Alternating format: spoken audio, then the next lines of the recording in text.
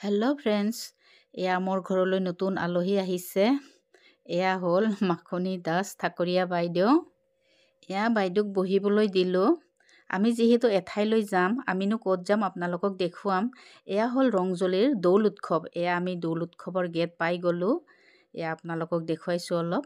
বহুত ধুনীয়া জেগা হয়, একদম আহল বহল পথাৰৰ মাজত দৌল মন্দিৰটো আছে আৰু তাতে প্ৰত্যেক বছৰে এনেকৈ দৌল উৎসৱ পালন কৰা হয়। খুব ধুমধামেৰে পালন কৰা হয় তাতে।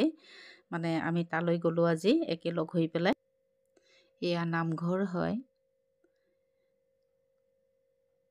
এনেদৰে বহুত মানুহ আহিছে দৌল উৎসৱলৈ।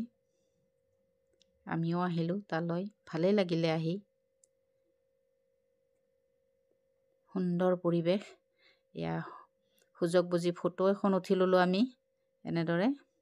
আৰু এই আইতা দুগৰাকী বহি আছিলে, তেওঁলোকক মই কিবা এটা দিলোঁ আৰু তেওঁলোকে খুব ভালে পালে।